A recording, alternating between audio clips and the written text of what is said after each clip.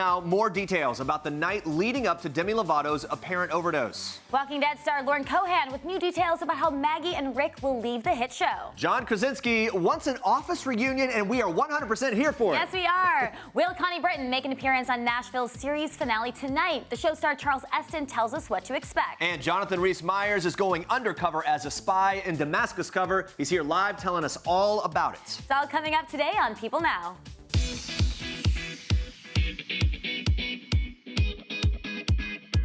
Hey, good afternoon, everybody. Welcome to People Now. Great to see you. Almost Friday. Almost Friday. We're super pumped to get our weekends rolling. But first, we actually have some pretty exciting reason to celebrate today on Thursday. We're wishing a very happy birthday to the one and only Sandra Bullock, everybody. The mother of two turns 54 today.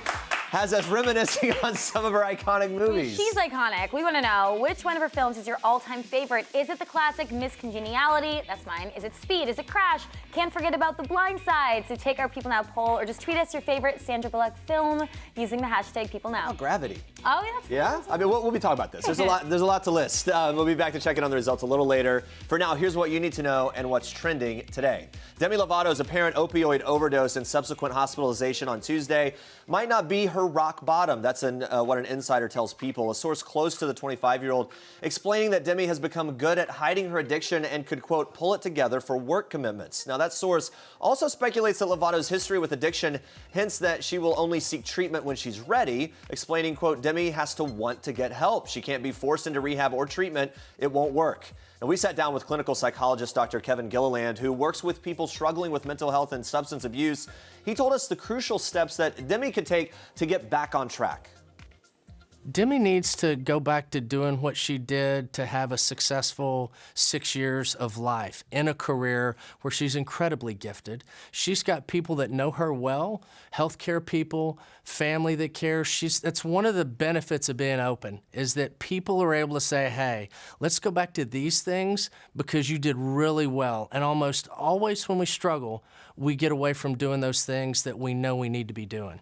Now, sources tell People that Lovato had been a total mess for months before Tuesday's incident, and a source with insider knowledge of the situation tells People that Demi, quote, began to feel that the belief that total abstinence is the only way to deal with addiction is false.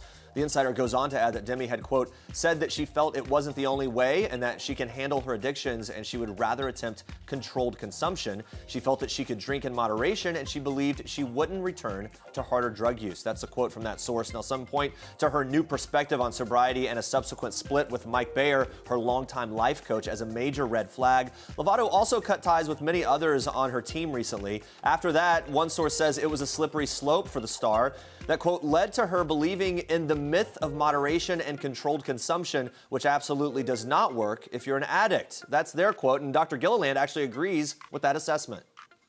Once people become addicted to a substance, it's almost impossible for them to go back to using casually. They tried to use casually for months, sometimes years, and were unsuccessful. It's why they had to stop.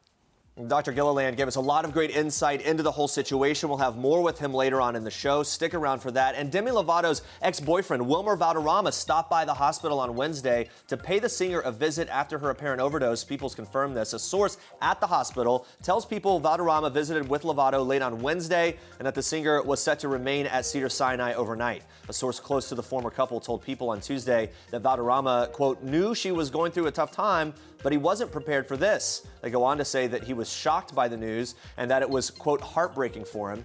The insider added that the actor has always cared deeply for her and they truly remained friends after they broke up, continuing to say, quote, he's the love of her life and vice versa. The former couple dated for 6 years before announcing their split on Instagram. That was in June of 2016 in a joint statement. We, of course, wish Demi all the best in that recovery. Now, guys, watch this. Well, when we were young, like, we'd break up with boyfriends for each other. That was like a You're kidding me. Yeah. I swear. We never had to go through, like, the emotions of a breakup, because I was like, you want to dump the guy? Cool. I'd be like, hello. Yeah, not into you, sorry. And then I would just go on with my day, no hurt feelings, and she'd be like, did you do it? I'm like, yeah, you're good. Really? So where were you a few months ago? Just kidding. Sorry. I mean, dude, but That would have been a hard phone call. yeah. Oof, maybe a little awkward, but at least she has a bit of a sense of humor about it. Nikki Bella there cheekily alluding to a rocky road with John Cena. The longtime loves got engaged in April 2017 after dating for half a decade. Just 1 year later, Nicki broke off the engagement, sources telling People at the time John was making it abundantly clear that he was going into this gritting his teeth. Now, the split also seemed to stem from the couple's differing views on children. John previously told Nicki he did not want kids. However, 6 weeks after that breakup news broke, the duo was back together after the WWE star agreed to have his vasectomy reversed. But not so fast on the wedding bells. In the latest episode of Total Bellas, the marriage was once again put on hold. Nicki saying, quote, "There's something that is making me not feel like I can walk down the aisle right now." We're hoping these two can work it out. We love them either way, but we really love them together. We'll keep you updated on People.com.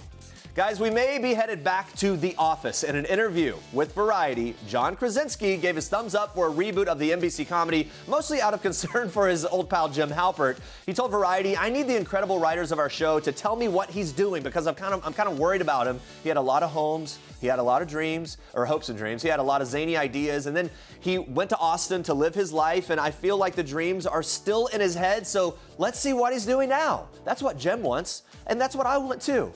He's not the first cast member to jump on board. Angela Kinsey gave us her endorsement last October on this very show. She said, "I would do it. I would bring that little feisty accountant right back." Now, rumors began swirling about a reboot in late 2017, led to some hilarious social media responses. After the news broke of the rumor, Angela Kinsey actually tweeted, "The NBC called me. Have a quick question for you. Also call Creed Bratton because he's blowing up my phone. Okay, thanks. Bye." Bye. That's how she said it. The rumors got so out of control that NBC chairman Bob Greenblatt told reporters in May that he was going to stop talking out of fear for being the leaker.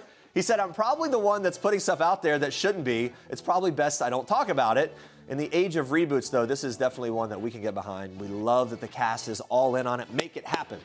All right, guys, the season 9 premiere of The Walking Dead only a few months away, but we know this season may be a little bittersweet because Andrew Lincoln, a.k.a. Rick Grimes, is leaving the show. We just sat down with Walking Dead star Lauren Cohan, who opened up about Lincoln's decision to say goodbye to zombie life.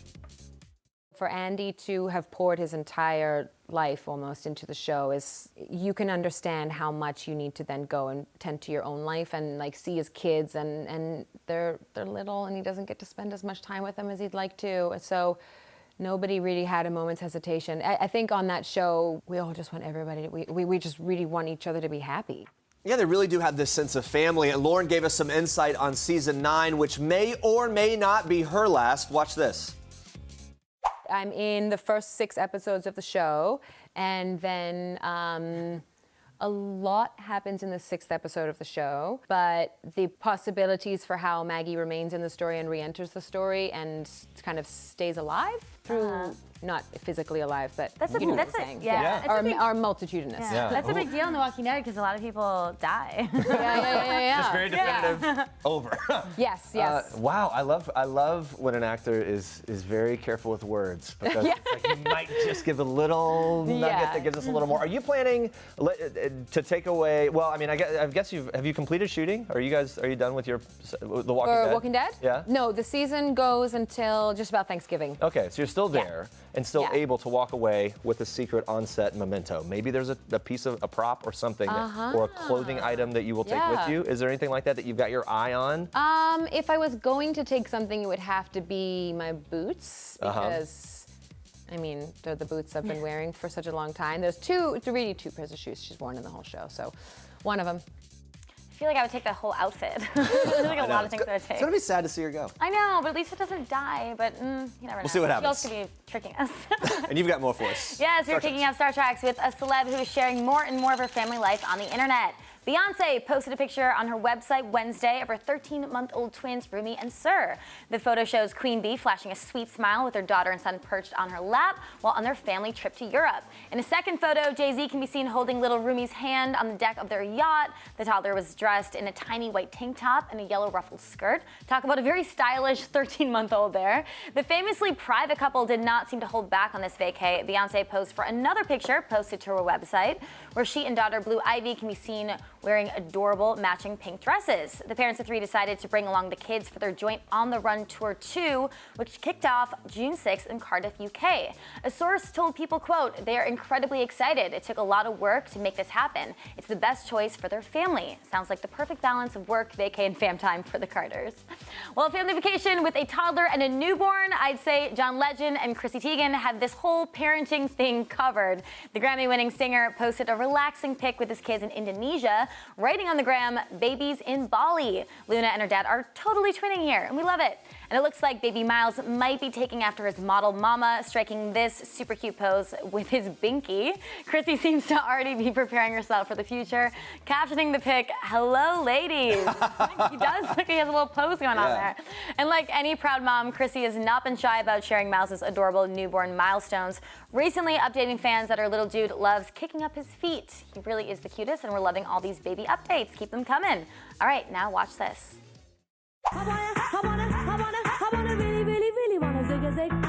Hey, who needs a little girl power? Well, it looks like the Spice Girls may have you covered with their new British exhibition called Spice Up. Yes, you heard me. An entire exhibit with over 7,000 pieces of Spice Girls memorabilia. 7,000, that's insane. Everything from their iconic outfits to original CDs and all the collectibles you can dream of. The curator of Spice Up, Alan Smith Allison, started his own collection of Spice Girls items years ago as a fan. He opened up about why he thinks the girl group is so worthy of their own exhibit.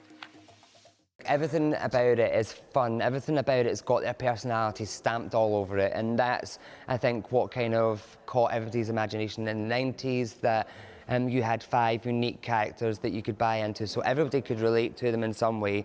But now, I think this longevity has just been about the fun legacy about it. You know, when you've got really catchy pop songs that are still played on the radio, that are still played here, that kind of helps to keep it alive. And if you guys want to spice up your lives a little and check out the exhibit for yourselves, it's kicking off July 28th in London. It might be worth a trip there. And those are your Star Treks for today. Stay with us, guys. We're back with clinical psychiatrist Dr. Kevin Gilliland, who's answering more of our questions surrounding Demi Lovato's shocking relapse. Plus, Jonathan Rhys-Meyers joins us live. He's breaking down all the twists and turns in his new spy movie, Damascus Cover. That's coming up. All right, let's check in on our question of the day. We want to know your favorite Sandra Bullock film. I said Gravity, The Proposal also. I'm going to go with that. It's close between Miss Congeniality and The Blind Side. All right. Miss Congeniality is a classic. That's one of like my favorite movies. Can I say this? Speed obviously holds a place in a lot of people's heart. I'm surprised Crash didn't do better. I know. Maybe the thing with Crash is people don't think of it as her movie because it's such an ensemble. Yeah, that's true. Could be. I'm trying to make excuses Yeah, I for it know. because I love the movie. It needs more love. I agree. Keep the comments coming in, guys. We'll check in with you again soon. First, Andrea, more for trending news for us. Yes. So there have been various reports of Demi Lovato's apparent overdose and hospitalization. As a result, we have a lot of questions. So we called in clinical psychologist Dr. Kevin Gilliland, who works with people who are struggling with mental health and substance abuse. So law enforcement sources initially told TMZ that Lovato overdosed on heroin and was revived with Narcan before being taken to the hospital. But then later, a source told people it was not heroin to blame. Dr. Gilliland cleared it up for us. He says Narcan is a very specific medication that counteracts the effects of either heroin or prescription medication. So it could have been a number of versions of opioids. Now, Lovato has been really open about entering treatment for bipolar disorder, bulimia, self-harm, even addiction in the past. Publicly celebrated 6 years of sobriety in March. And we, of course, covered that a lot. It was a very big deal. Fans really coalesced around that. And according to Dr. Gilliland, her choice to be so open about her struggles does give some accountability. And he goes on to say it's, quote, very encouraging for her to see how her pain and suffering benefits and helps other people. He also added it creates a little bit of a burden to continue to live a certain way in a very difficult job. Even after treatment, insiders say she still struggled with her private pain. A source told People, here's their quote, Demi was never really clean and sober from all of her demons. She has been fighting depression and anxiety for quite some time and is still in such a dark place. So how tough is it for a person to battle not only a substance addiction, but also mental health issues at the same time? As a professional who has seen many cases of addiction, recovery, relapse, Dr. Gilliland weighed in on that. It's probably one of the toughest things to battle, honestly. Separately, there are a lot to deal with, but they interact with each other. And sometimes the mood can pull down and make us vulnerable to use substances. And sometimes our use of substances can pull our moods down, so they interact. One of the challenges we face is if we struggle with an addiction, that's a lot.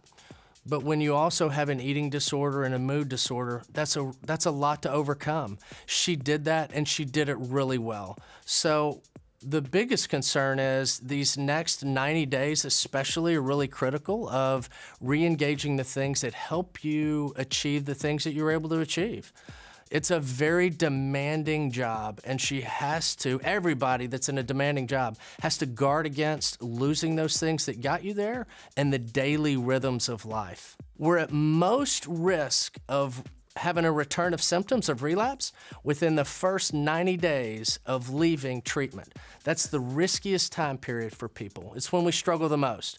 If we're likely to have a relapse, it's most likely going to be in the first 90 days. Well, from Ariana Grande to Joe Jonas, even Selena Gomez's mom, Mandy Teefey, friends and loved ones have been sending heartfelt support and positive vibes to Lovato in the wake of her apparent overdose. So we also asked Dr. Gilliland how the people closest to Demi can actually support her in the coming weeks and months to come. I think one of the most important things they can do is continue to have difficult conversations. Talk about when you saw her beginning to struggle. Talk about the things that you tried to do, and then also talk about returning to the things that help her so much. That's really critical, is go back to the things that got you 6 really great years.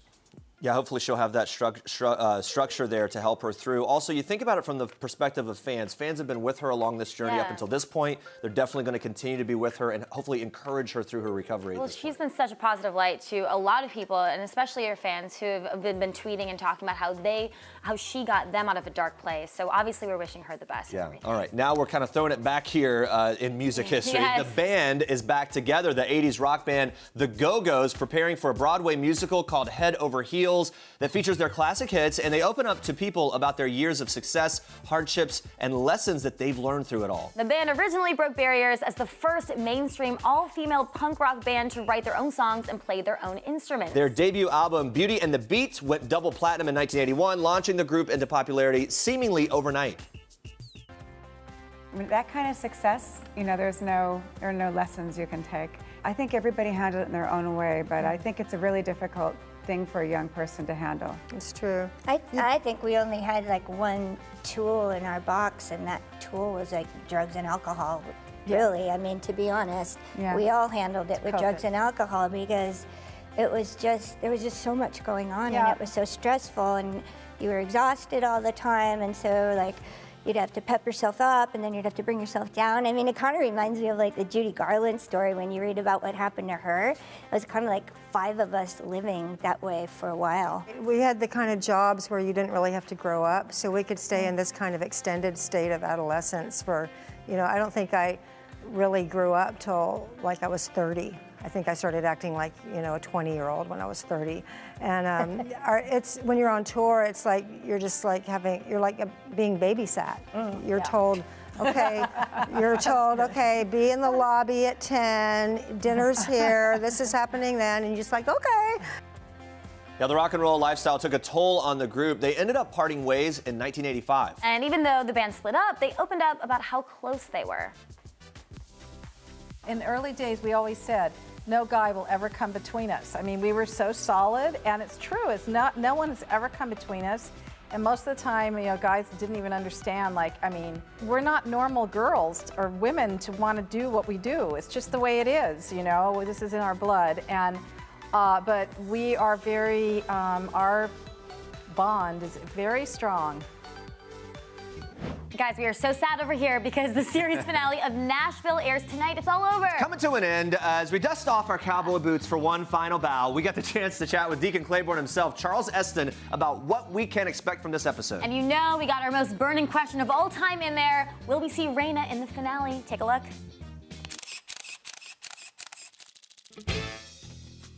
From the very beginning, when you meet this guy and find out that he and Raina have had this life together, and then they've been staying that close to each other but being good, and that all blows up when they sing that song together.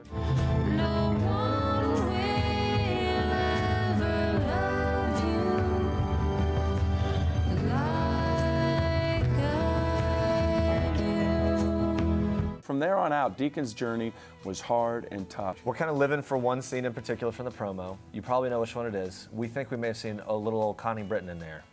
Is this real? It seems like that was there. make our dreams come true and say yes. It's her, right? Has to be. We did. We saw it. What's that? We know you don't have an earpiece. Yeah. You know I don't have an earpiece. That doesn't work. Okay, yeah. Let me say this. Connie Britton and Raina James, obviously, she was the heart, the soul, the bang-on, amazing lead of the show. Even when she left, that character hovered through and then around everything Deacon did, or everything the girls did, Highway 65. Some form or another, who knows how it will be, but I can't imagine that her presence in some sense wouldn't be there. It makes sense. Is that nebulous enough? It's nebulous enough, and let's just be real, as a fan of the show, she's got to show up. That's it. We're gonna have a little flashback or something. And how would you describe your favorite scene in the finale in 3 words? Pure Nashville magic. Ooh, I like that. So since Nashville is ending, it probably feels a little bit like a graduation. We want to get your take on some cast superlatives. Oh, this is You good ready? stuff. Oh, yeah, this is it, okay. Most likely to sneak in a nap between scenes. Me. Oh, me by far. Anybody on that set would tell you I am a nap ninja. I can sleep. I could sleep. Like right now. I could, no offense. Yeah. I could honestly set my phone for 8 minutes, lay down, and in 8 minutes I could beep, beep, and I'd come out of a deep sleep. All right, cast member who is so confident they wouldn't even be fazed by the Grand Ole Opry stage. Not even worried about it. Wow. You know what? Somehow, it's the younger ones. It's the younger ones. Maybe they don't know the history quite as much, but I won't say that. It's also that they're almost born into it. They didn't have to wait to be an old man to get up there like me. All right, here we go. Most likely to star in a Nashville spin-off. Hopefully everyone. Yeah. Yeah, well, I don't know. But there's no never say never anymore. Yeah, right. Name a show that isn't coming. That's right. No, it's more like likely. the perfect time. Well, I guess the trick is to wait a dignified amount of time. Like, Before I don't want to be back like in March or something. Go, hey, guys. All right, who is the class flirt? Class flirt. I got to go with the single guy, Palladio. All right, Yeah. I'm not going to dig any further. Cutest couple, and only one half of the couple has to be in the cast. Cutest oh, wow. Besides my wife and I, Chris Carmack and his wife, Erin, met on the show. Right. And they have a beautiful, beautiful little baby girl.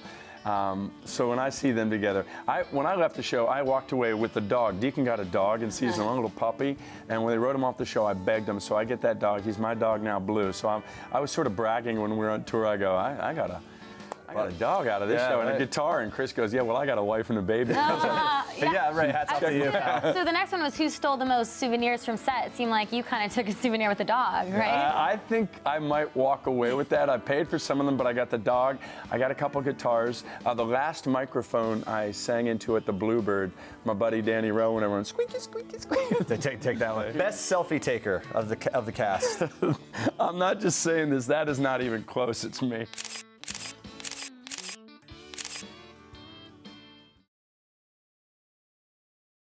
For most of the past year, I have been German businessman, Hans Hoffmann. My real name is Ari Ben-Sion.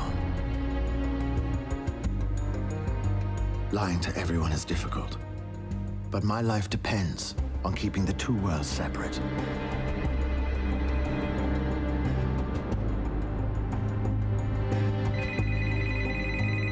If I could, I would be Hans Hoffmann all the time. Man, it's intense. Undercover spies, deadly assignments, too many secrets. The Damascus cover tells the harrowing story of an Israeli agent who quickly learns his mission is not at all what it seems. And the film stars the talented Jonathan Rhys-Meyers and is packed with heart-pounding twists and turns. Jonathan joins us live to break it all down. Hello, how are you? Hello, good afternoon. Yeah, thanks for being here. You said you live on a mountain and you had horses growing up. It's amazing.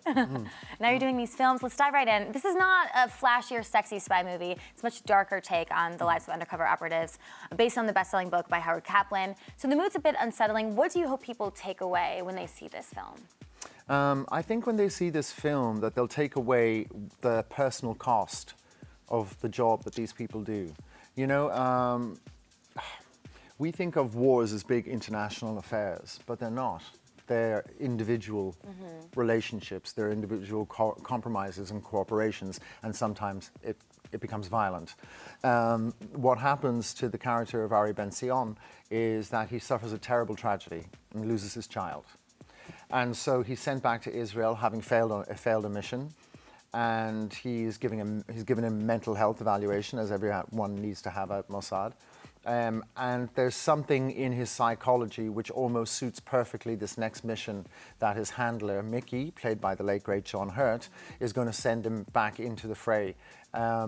It's a very, very dangerous thing to do, but Ari wants to do it in the hope that he can gain some type of redemption or find a bullet. Right. Yeah. I love the thought of it being sort of this micro level thing. And you play this agent, this whole undercover life. I understand that you, for research, you met with some agents, you got to know some people. What's maybe the most surprising or interesting thing, in your opinion, that you learned about the lives of these people as you got to know some of them? They are very quiet. They don't speak very much. Few words, mystery, much like yeah. man himself. Yeah, a few words, because people will not be able to understand. Oh, interesting. I not only spoke to sort of like intelligence operatives, I spoke to war photographers. Oh, wow. And one of them had actually come back from Bosnia-Herzegovina when it was happening in the 90s. And somebody asked him a question. They said, what was it like in Treblinka? And his answer was, fine. Because what else am I going to say? How would I be able to make you understand what it's like to actually be in a war zone? You actually have to be in it. It's not an experience I can share with you. It's an experience that you have to live yourself. And once you've lived it, you realize that the intensity of it, the embrasure of life and the embrasure of death is really traumatic. And so the best thing to do is to keep quiet about it and process it yourself and use your work to be able to process this. And maybe that work expresses it more than words in a conversation could ever express. Yeah, that makes sense. Which is why, you know, that we should have an enormous amount of respect for soldiers that go abroad. American soldiers, French, English soldiers, Irish soldiers, wherever they go as peacekeepers. We should treat them with an enormous amount of respect because the job that they do is life-threatening on a 24-hour basis. And what they sacrifice is enormous. It's impossible to quite understand. Yeah, your character is deeply affected by the loss of his son. You have a little boy in real life. So I do. I mean, that's going to be tricky because you obviously get in the mindset of this character. How does that play into a role like this? My son hadn't been born yet. Oh, and yeah, that's right, because this was in 2015. You know, I mean, now that I have a son, I think I can understand Ari's predicament a little bit more. If anything like that happened to my son, you know, I'm not quite sure I'd be able to live after it. How would you suffer the consequences, the guilt that you would feel, and also not having this beautiful little boy. And my son he's such an inspiration. It's a strange thing that I realized once I had children, is that, you know, children, they don't really belong to you. They come through you. Yeah. And so, you know, I never want my son to be inspired by me. I want to be inspired by him. Yeah. You know, God doesn't draw in straight lines and he doesn't go backwards. It's incredible. You know, it's extraordinary. And that, understanding that part of life can be enchanting. That's really well put. Yeah, I feel like as a dad, it changed everything in terms of emotional reservoir and everything else. Let's talk about this. In addition to this movie, you've got this great resume. The Tudors, one of our favorites. Look, we're all around here especially fascinated by the royals in general with the recent wedding of Harry and Meghan and the whole thing. After playing that role for you, though, does it make you think differently about royal life? And did you in any way maybe connect more to some of the recent royal events with the wedding and things like that? Did it play that kind of role for you in your real life? No, it didn't play that kind of in real life. At the same time, I think the only weddings that should be publicized are royal weddings. Okay. Yeah. Because royal weddings determine dynasties. Right. So, you know, and of course, I watched the wedding on television. This incredibly beautiful girl marrying this handsome man who was romantic and fairy tale-like, and it was interesting to watch. But I'm not quite sure I'd want to watch two pop stars be married. Maybe. What'd you think of the wedding? I thought the wedding was beautiful, but it was funny. I remember having a conversation many, many years ago with the actress Natalie Dormer, who plays Anne Boleyn. And she said, oh my God, what's going to happen on my wedding day? Look at the weddings that I've had in the Tudors. I've had 6 of them. Impossible. Do you know what I mean? It's like, you know, with 10,000 people in an 11th century church, and it's like, you know, where you're playing a king. Yeah, right. Kind of it's hard to compare. Let's quickly hit this. Look, you've talked very openly about your struggles with alcohol and things that you've been through. When you live life in the spotlight, how much more difficult does it make it to sort of handle those types of struggles? Well, you know, most of the time, of course, I handle them very well, but every so often you make a stupid mistake. But living life in the public eye now is very different. Remember, I've been an actor for 25 years, and the whole world has changed enormously since I started becoming an actor. It's very, very difficult to be left alone. When you make films, people have to go to the cinema. They have to make an effort. I mean, not so much now because of iTunes. People choose it when they want to. But it's a choice. It's a choice. But when you're on a TV show, you come into somebody's living room every Tuesday night or every Thursday night, and you become part of their family. In a way, people think they know you. They don't. You know? So that can, the invasion of privacy in the entertainment world, or somebody who is celebrated for something, can be very, very difficult. Because for me to be able to go out to live a life where I can have real experience, and then I can take that experience and I can create a role with it, is very, very difficult when you're sitting in a restaurant with your wife and little son and somebody's trying to take a photograph on their little phone. That's got to be really hard to deal with. I mean, you and your wife have this beautiful relationship. In the last couple of weeks, what kind of a support has she been to you? How does she help you through things? Oh, my wife is a superior woman. She's incredible. Yeah, incredible. I couldn't be luckier. That's amazing. Well, we are also feeling very lucky to have you here today. You're so kind. Thank you for sharing all of those things with us. Congratulations on this new film. Damascus Cover is now playing in select theaters. It'll be released nationwide and on demand, so you can watch it in your living room, July 27th. Coming up tomorrow, guys, Tim Kennedy joins us to discuss the newest Dangerous Jobs series, Hard to Kill, on Discovery+. Rosanna Arquette talks about her new YouTube premium show, Sideswiped, deals with dating in the digital age. It's very complicated, as we all know. You don't want to miss that. Thanks for watching. For now, we leave you with one last thing from Charles Esten. Enjoy. Have a good day. Bye, guys. Hi, I'm Charles Esten, and this is One Last Thing. The last song stuck in my head. Honestly, it's my daughter's. My daughter sent me a track that got released by a band she wrote a song with called Decoy. It's called Inside My Head. It's on Spotify.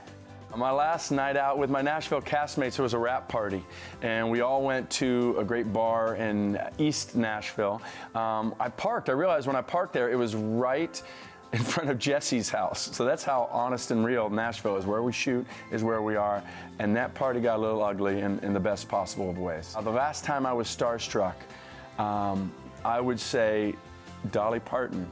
And it wasn't the first time I met her, it was like the third, but it's still like, you're still Dolly Parton, that's amazing. She's just an icon. And right before her, Kenny Rogers, so I would say those two. And just did my best not to look stupid.